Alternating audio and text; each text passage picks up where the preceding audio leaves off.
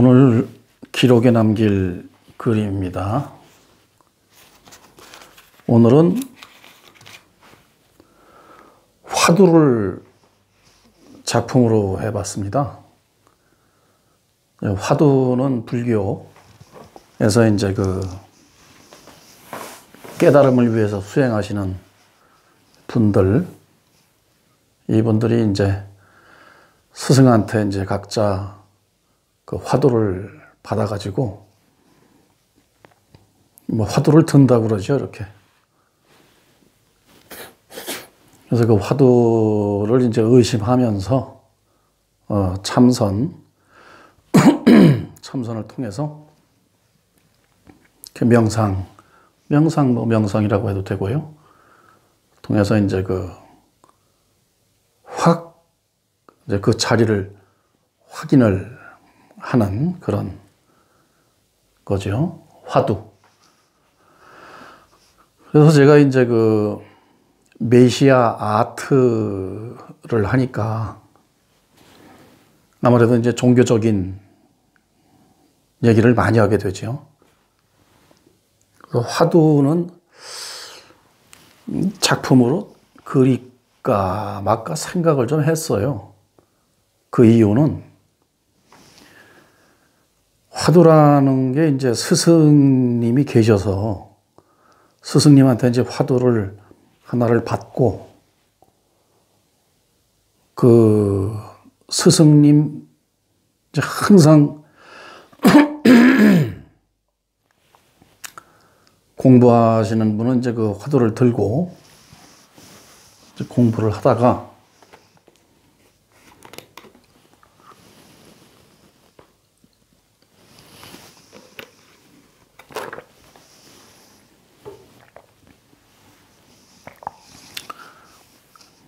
화두를 들고 이제 공부를 쭉 이렇게 하다가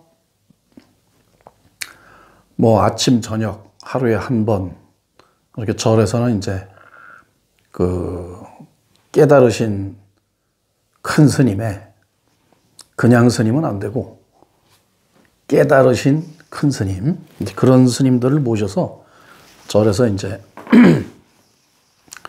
법문을 이렇게 해주십사 해서 이제 법문을 듣는 경우도 있고, 그 절에 상주에 계시는 그런 조실 스님 이런 분도 계시고 해서 그 법문을 수시로 들어요. 수시로. 그래서 화두를 들고 있다가 그 법문을 이렇게 듣고 이제 깨달으시는 경우도 있고, 숲에서 바람 소리에 깨닫는 분도 계시고 그런다고 그래요. 그런데 제가 이 화두를 그림으로 그릴 때는 사실 후사라고 해서 후사. 그 뒷일을 감당을 해드려야 되거든요. 예를 들어서 이 화두화를 보고 턱 뭐가 알아졌단 말이에요. 그러면 그게 그 깨달음이 맞는지 아니면 딴소리 한 건지 이거를 점검을 해야 되거든요. 근데 제가 이렇게 기록으로만 남기고 그 점검을 못 해주는 우를 범하지 않을까. 당연히 그런 우를 범하게 돼 있죠. 그래서 혹시 이 화두화를 보고 나중에 혹시 이제 외국인들은 화두라는 개념 이런 거에 전혀 감이 없으니까 그런 분들이 말 그대로 어떻게 했는데 뭐가 턱 그렇게 이제 오거든요, 그냥. 그럼 이거 대책 없이 누구한테 물어볼 수도 없고 이렇게 되면 안 되니까 이 화두화를 그릴까 말까 생각을 참 하다가 여태까지 화두라는 것은 말로 입에서 입으로 또는 이 책으로 이렇게 이제 전해져만 왔고, 이렇게 화두화라는 그림으로 된 것은 아마 불교 2500년 역사의 처음일 겁니다. 화두라는 건 그림으로 그릴 수가 없는 거니까. 없죠. 그림으로 못 그리죠. 그린다고 해서 그리긴 그려도 그냥 수박 겉 껍데기 그리듯 이렇게 그릴 수밖에 없어요. 더구나 화두화를 그리는 사람이 확인을 한 사람이라 해야 되거든요.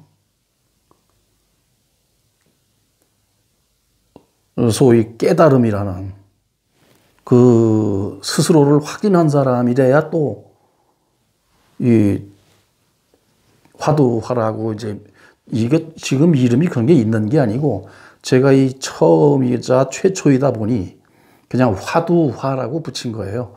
공안이라고도 하니까 공안화 뭐 이래도 되겠고, 아직은 뭐라고 이름 붙일 수 없으니까 그냥 메시아 아트라고만 통칭 그렇게 이제 해놓는데요. 화두화를 그리려면 어쨌거나 확인을 한 사람이라 해야 됩니다. 그리고 확인을 했다고 해도 견성을 초견성이라고 그래요. 저도 한 20년, 4, 5년 됐네요. 24, 5년 전에 그 초견성을 했다고 인가를 받고, 그래도 바로 이렇게 화두화를 그릴 수가 없어요. 그래서 이런저런 생각을 하다가, 그래, 또 그 불가에서는 독각이라고 그래요. 독각. 홀로 깨친다. 홀로 깨친다는 그런 것도 있는 거니까, 뭐 답을 잘못 생각해가지고 글쎄요, 뭐 엉뚱한 데로 빠진다? 그럴 수도 있죠. 그래서 만일 제 이런 영상을 보고 뭔가 이 답이 나온다 하면 제가 현상계에 이렇게 이제 있을 때에는 뭐 메일을 나한테 주시거나 이러면 제가 그 점검을 해서 그 이후를 어떻게 해라 이렇게 이제 답변을 줄 수 있지만, 나중 제가 이제 현상계에서 사라지고 없을 때에는 아마 그때쯤이면 불교에서 얘기하는 눈 밝은 스님들이 많이 출연해서 계실 거예요. 그런 분들을 요새는 그 유튜브, 뭐 인스타그램 이런 게 활발하게 진행이 되니까 앞으로 시대는 더 이게 아주 즉각 보인단 말입니다. 그러니까 그런 분들의 말씀을 듣고 자리를 점검해 보시거나 그런 분들하고 소통을 해서 확인을 하면 되죠. 그래서 제가 그렇다면 이 화두화를 그려서 남기자. 공안이 1700개, 1800개 가량 화두가 그렇게 전해져 온다고 하는데, 제가 이렇게 살펴본 바로는 일반인들이 참 그 정서가 이 절에 출가해서 이 화두를 들고 공부를 제대로 하는 분들은 말하자면 그 수행자들, 스님들 중에서도 아주 프로예요, 프로. 이 삶의 모든 걸 다 제껴놔버리고 그거 하나에 올인하는 거니까. 완전 프로들이죠, 프로. 지금 권투 선수라든가 올림픽 메달 따려고 막 나가서 하는 그 운동 선수들처럼 완전 프로죠, 프로. 국가대표 되기 위해서 혼신의 노력을 그냥 다 제껴놓고 그것만 하지 않습니까? 그런 정서라면 그 1700공안 이런 거 저런 거 다 이해할 수가 있는데, 그렇지 않은 우리 일반 사람들은 무슨 말인지 도대체 알아먹을 수가 없고 머리만 지끈지끈 아파요, 그냥. 그래서 제가 그 중에서 우리 일반인들이 아주 가볍게 이렇게 접근할 수 있고 이런 것을 이제 좀 추려서 보여지는 화두. 그동안은 듣고 읽고 이러는 것이었는데 제가 우리 스승님의 그 책을 이게 다 낡았어요. 이게 한 30년 된 건데 스승님이 그때 이제 저한테 주셨죠. 저한테 이걸 이제 주시고 봐라. 근데 주시면서도 다 책이 이렇게 다 낡아 30년 돼가지고 다 낡았어요, 책이. 그래서 지금은 보지 말고 지금은 봐도 모를 거다. 나중에 봐라. 그래서 한 30년 전에 책을 받았는데 초견성을 했다고 해도 그 법문집을 보니까 지금 보여드렸던 이 법문집을 보니까 무슨 소리인지 하나도 모르겠더라고요. 화두 몇 개의 답은 그냥 저절로 나와요. 그 답은. 그래서 저는 어떻게 또 뭐 속전속결로 어떻게 그렇게 해가지고 스승님 말씀 맞다나 이 새끼가 전생에 허구 왔나 말만 하면 다 답을 얘기한다고 그러시더만요. 그런 사람도 있다고 그러더라고요. 전생에 다 깨쳐갖고 온 사람. 다시 이렇게 다시 태어나가지고 무슨 공안을 갖다 들이대면 그냥 그 자리에서 이렇게 얘기를 막 다 한대요. 그냥. 뭐 자기 건데 얘기 못할 거 없죠. 뭐. 그래서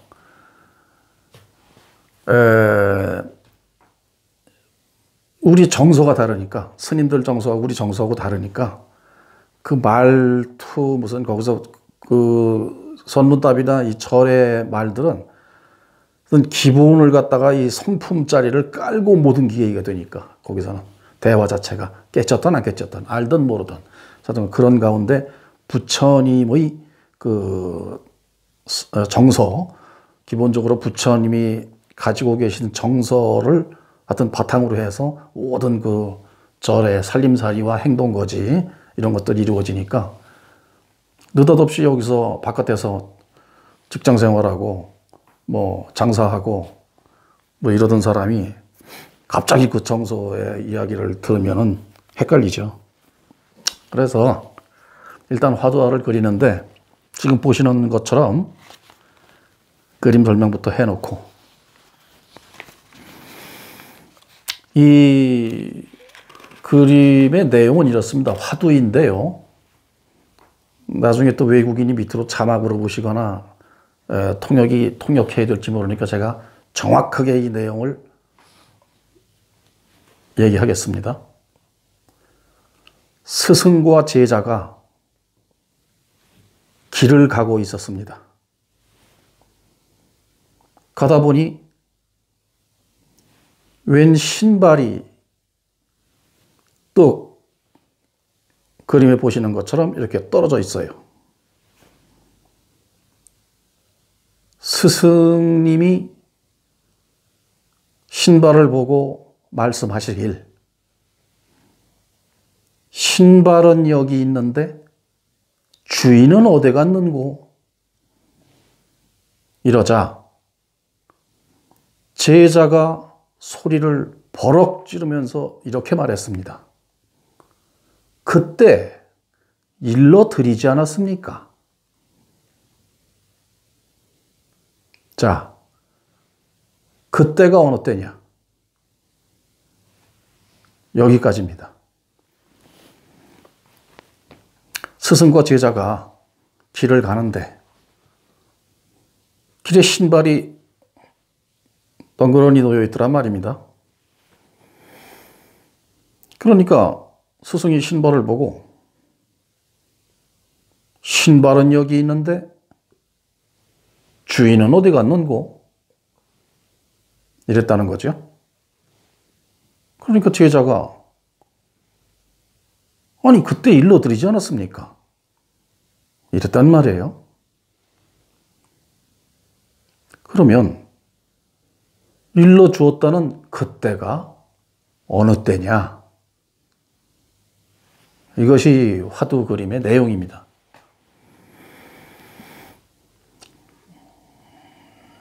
이 화두 그림에는 제가 직접 그 답을 이렇게 얘기해 줄 수가 있는데, 그렇게 해버리면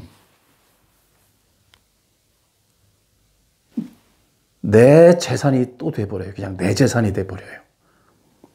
그 금은 모화가 다시 내게 돼버려요. 그냥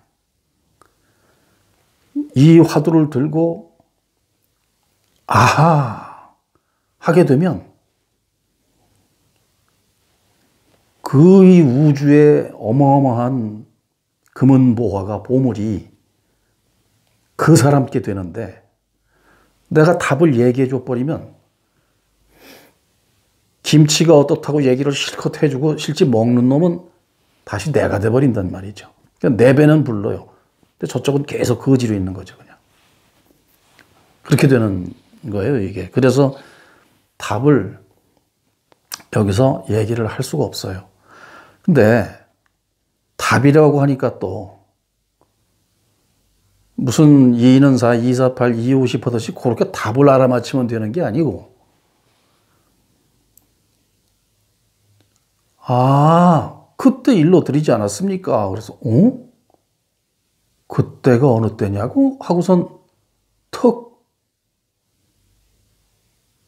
그걸 말하는 그걸 말하는 자리에서 나오는 소리예요. 그게 그 자리에서. 그 자리에 그냥 까맣게 잊고 있던 부처의 자리에 턱 확인이 되는 거죠. 그 자리가. 그럼 거기서 그 소리가 튀어나오게 돼 있어요. 그냥. 그래야 그 사람의 재산이 된다는 겁니다. 그러니까 이 그림에는 보시면 달을 제가 하나 넣어놨죠. 달을 하나 넣어놨는데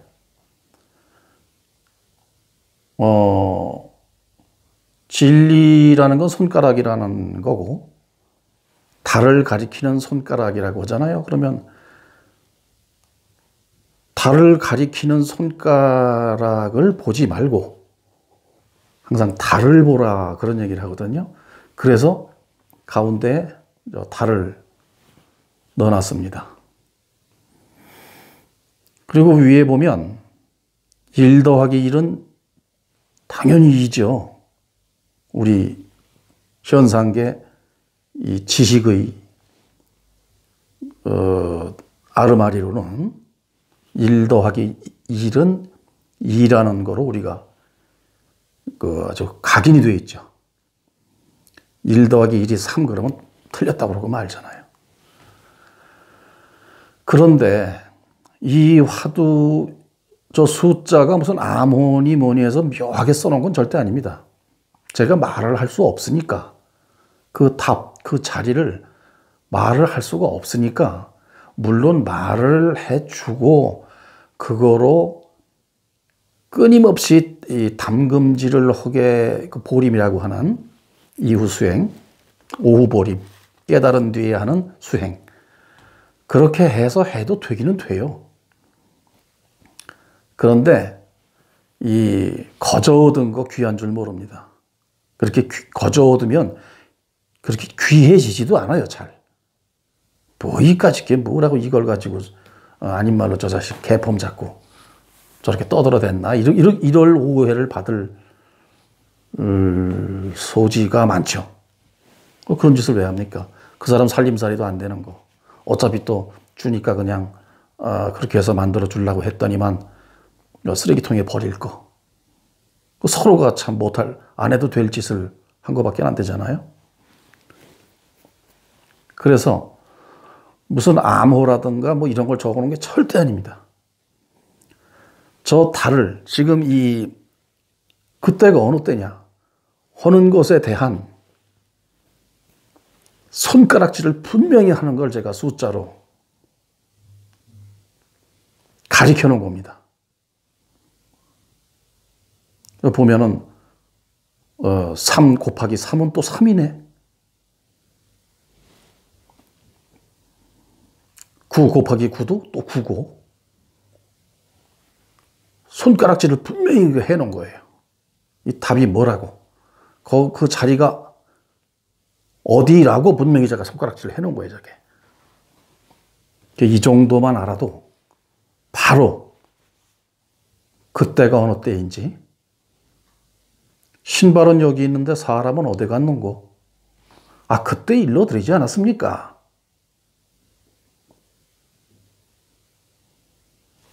그 손가락질을 그림에서 표시한 겁니다. 앞으로 이 메시아 아트에서 그리는 공안화, 화두화는 이렇게 그림을 통해서 이 우리말을 몰라서 제 말을 이해 못하는 그런 나라의 사람이라고 하더라도 저 그림을 통해서 그 숫자니까 이건 뭐 어지간한 국가면 숫자는 다 뭐 영어보다 더 애들도 그냥 감을 잡을 수 있을 정도로 많이 아니까 그래서 답을 가르쳐 놓을 겁니다. 이렇게 답을 모든 그 화두화에. 네. 그러니까 저건 이제 손가락이지 답은 아니다. 그래서 나중에 확인을 하고 나면 이 화가가 그래서 저걸 저렇게 터무니없는 덧셈, 곱셈을 저기다가 저렇게 해놨는데 저게 정확하구나 알게 되실 거예요. 그러니까 제가 그 많은 언어 문자 중에서도 물론 이제 우리말도 쓰고 영어도 쓰고 이제 같이 더불어 쓰긴 할 건데 이 숫자라는 거를 선택해서 메시아 아트를 이렇게 하게 된 이유도 그 어떤 뭐 영어보다 알파벳 영어 이런 거 저런 거보다 이 더 정확하게 어떤 수치를 통해서 숫자의 그 이 조합을 통해서 방향 제시하기가 아주 참 좋더라고요. 그래서 아마 그 인공위성도 띄우고 뭐 달나라도 가고 화성도 가고 그렇게 할 수 있나 봐요.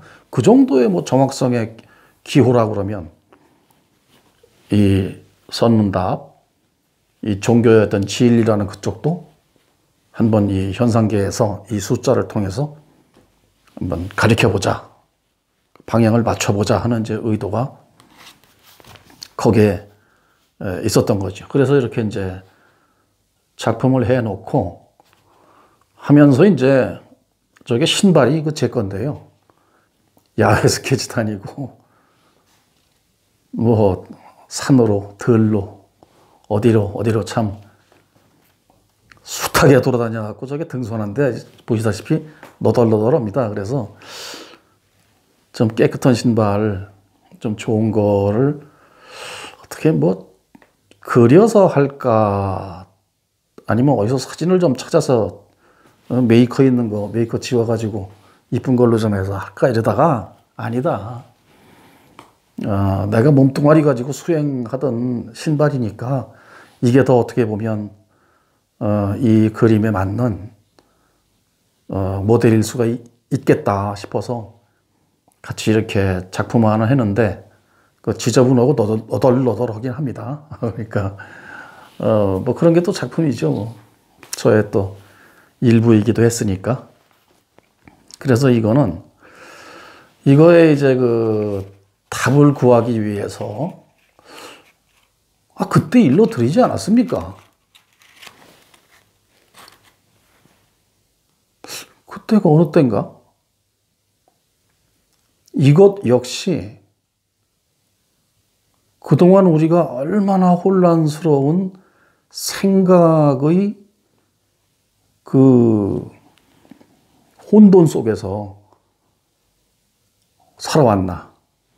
물론 필요에 의해서 일으키고 쓰는 생각은 뭐 당연히 해야 되겠지만 그렇지 않은 얼마나 많은 있지도 않은 생각에 시달려 왔나 하는 걸 확 알게 되는 거죠.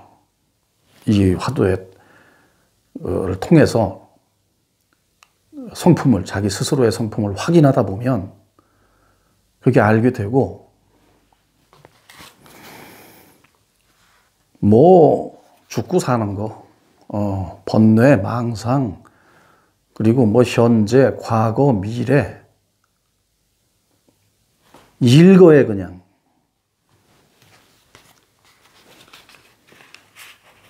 물거품이 되는 거죠. 실체가 없다는 게 그냥 확, 이래서, 이러면, 그렇지. 그냥 그렇게 알게 되죠.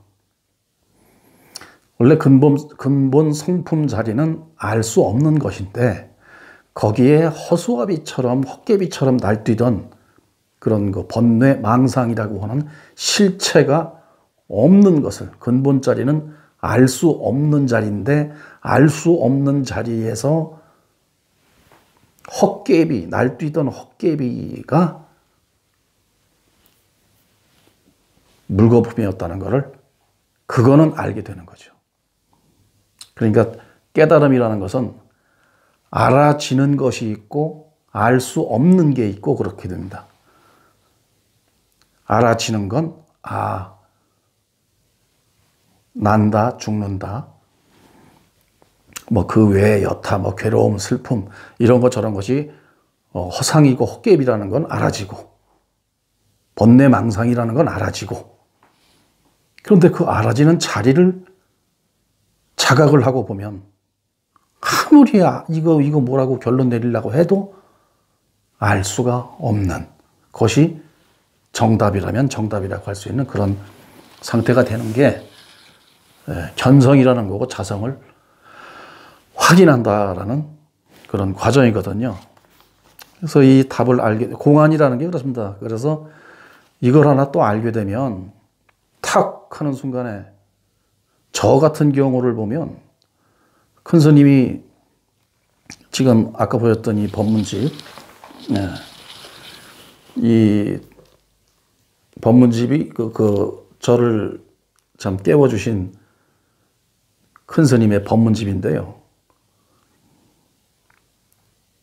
30년을 보고 있습니다. 지금 30년을 이 법문집을. 그런데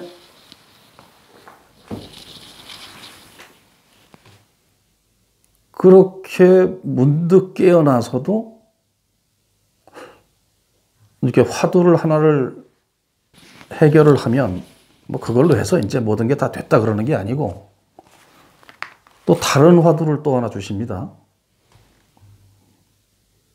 그러면 저 같은 경우는 그걸 이렇게 주시고 한번 참선을 가서 좀 참고해 봐라 이러시길래, 근데 그 자리에서 그 참고하고 말 것도 없이 그냥 또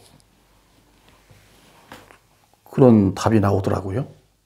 그 다음에 또 이제 어떤 화두를 주시면 역시 그것도 그냥 어디 가서 참고하고 말 것도 없이 또 그 답이 나오고, 그랬더니 아까 말씀드린 대로 이 새끼가 전생에 허고 왔나 하는 그런 말씀을, 그 욕을 좀 잘하시는, 아주 잘하시진 않은데 이렇게 중간중간에 섞어서 욕을 잘하세요, 그 어르신께서.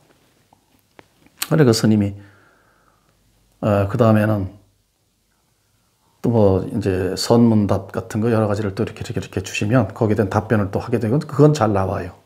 그런데 제가 스스로 생각해도 뭐가 어떻게 된 건지 모르겠더라고요. 뭐가 어떻게 된 건지 모르겠어요. 근데 인간을 해주시니까 뭐 자타가 공인하는 뭐 그 계보에 아주 스님이시고 전법계도 받으시고 막 자타 공인하시는 분이니까 뭐 그런가 보다 하고 있었지. 그렇게 뭐 다만 이런 건 생기더라고. 지금 생각해보면 그게 이제 쓸데없는 가오인데, 야, 큰 스님이 나 깨달았다고 인가해 주셨다. 눈에 뵈는 게 없는 그거, 이 시건방. 이런 건 이제 속에서 이렇게 올라오더라고요. 나는 이제 깨친 놈이야. 깨달은 놈이야. 이제 부처하고 엇비슷해, 진 놈이야. 막 이런, 헛껍데기 같은 건 나오더라고요. 뭐 그렇다고 해도, 혼자는 가만히 생각을 해보면 이게 뭐 어쨌다는 건 도대체 내가. 그 답은 엉겹결에 그냥 그렇게 진짜 그냥 뭐 그거밖에 없더라고요. 제가 뭐 이거밖에는 딴 게 없어서 그렇게 그냥 했는데 이제 그렇게 되죠. 이제 비유를 들자면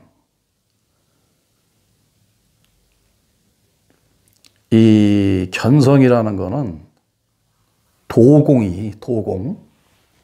도자기 빚는 사람이 아주 천하의 보물 도자기를 빚을 수 있는 고려 청자, 뭐 이조 백자 최고의 그 도자기를 빚을 수 있는 흙을 본 거다.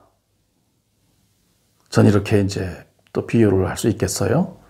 그런 흙을 본 것이기 때문에 이제 흙을 봤다고 그래서 이 도자기가 바로 뻥 하고 완성되는 건 아니잖아요. 그 뒤에 오후 보림, 깨달은 뒤에 또 수행이 필요한 이유는 그 좋은 흙을 봤으니 이제 그걸 가지고 도자기를 빚어야 할 거 아닙니까? 근데 그 도자기가 또 흙을 봤다고 해서 한 방에 그냥 뭐 샥 이렇게 한다고 해서 고려 청자가 쫙 이렇게 나오고 그러지 않잖아요. 갈고 닦고 또 계속 그걸 또 뭐 한 10년, 20년, 많게는 30년 또는 평생 그렇게 하고 났을 때 결국 아주 그 국보, 세계 최고의 보물, 막 유네스코에 등재가 되고 하는 도자기가 완성이 된다는 거죠. 그래서 스님들은 뭐 모르겠어요. 어떤 스님들은 뭐 단박에 깨달아서 단박에 마친다 하는 이론을 가진 분도 계시고 깨달아서도 그 뒤에 계속 보림이라는 과정을 수행을 해야 된다 하는 이론을 가진 계신 스님들이 이렇게 서로 엇갈리시던데 뭐 제 생각으로는 수행하다가 도노 깨치고 또 수행하는 겁니다. 그래서 점수, 도노, 점수, 또 도노, 또 점수, 또 도노, 또 점수. 그냥 도노이자 점수고 점수이자 도노인 겁니다. 그냥. 도노, 돈수, 점수도 큰 스님께서 한번 의견을 물어보시길래 그렇게 저는 말씀드렸죠. 도노, 돈수가 도노, 점수고 도노, 점수가 도노, 돈수인데 뭘 그걸 가지고 이러니 저러니 합니까? 그랬더니 역시 그때도 이제 말씀이 이 새끼는 이거 깨달은 큰 도인들이나 하는 소리를 하고 있네. 또 이러세요. 무언지 저도 모르겠습니다. 왜 그랬는지. 그런 거예요. 그래서 그렇다고 해도 하여튼 그 도자기를 이렇게 빚고 쭉 이렇게 저렇게 하는데 더 나아가서는 견성을 해서 좋은 흙을 봐서 그것으로 고려 청자 아주 국보급, 세계지일의 국보급을 그렇게 이제 빚는 실력이 되고 나면 제가 볼 땐 그 다음에는 이제 그 최고의 장인이 도공이 막사발을 그냥 만들게 되죠. 막사발. 다 그냥 그런 어떤 최고의 노하우니 뭐니 다 놔버리고 일본의 보물 1호가 막사발이라고 그래요. 막사발이라는 건 뭐 사람이 그냥 그 뭐 밥도 먹고 물도 먹고 뭐 개밥그릇도 하고 뭐 하는 그냥 막 쓰는 사발. 근데 그게 얼마나 참 그 매력적인지 몰라요. 저도 봤는데 일본의 보물 1호라고 그렇게 얘기 들었어요.